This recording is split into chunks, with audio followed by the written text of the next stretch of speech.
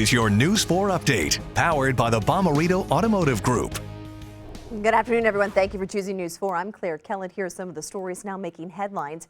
Breaking news in the fight against coronavirus. Pfizer says early data suggests its vaccine more than 90% effective in preventing COVID-19 among those who weren't already infected. Pfizer says it is on track to seek review of its vaccine later this month, so later in November.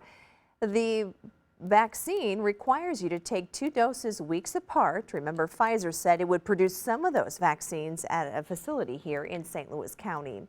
The surge of coronavirus in Missouri and Illinois shows no signs of slowing down. Health officials in Illinois announced more than 10,000 new coronavirus cases on Sunday. That's the 3rd day in a row that cases have topped 10,000.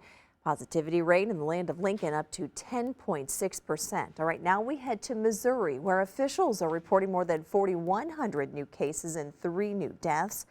The positivity rate in Missouri increased to 18.5%. Locally, both St. Charles and Jefferson counties had a record high number of daily cases on Friday. St. Charles County, in fact, reporting 307 cases. Jefferson County had 200. Now, across the entire St. Louis region, there have been more than 13,000 new coronavirus cases in the last week. To put that number in perspective, that's an increase of 50% from the previous week.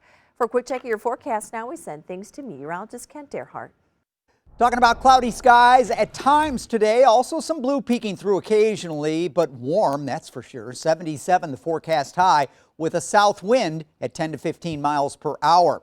This is the setup across the country, and of course we're still keeping an eye on what's left of Tropical Storm Eta, which is now out over the eastern Gulf and could form back into a hurricane again and may make another Florida landfall later this week, believe it or not, as it meanders around out here in the eastern Gulf. This one's been crazy. But this high pressure circulation is combining with this low pressure circulation to just drive that warm air up here on southerly winds and also the cloud cover as well. Look at this, 74 for St. Louis at lunchtime today. It was 37 in Denver. So there's colder air behind this front that's going to move in here tomorrow. So we get through the clouds today, mostly cloudy. You can see there's some clearing overnight, but by tomorrow morning it picks right back up and we're overcast for the most part tomorrow. And as we get into the afternoon, anytime from about 2 o'clock on, we have a line of showers and thunderstorms moving from west to east through the area. There's 5 o'clock. And then maybe a few lingering showers overnight in the eastern counties before things really clear out in time for Wednesday morning. And there is a very low risk that those storms, as they march through from say 2 to 7 or 8 o'clock to the east, could become severe, particularly from 2 through sunset and maybe a couple of hours sunset as that front kind of falls apart a little bit.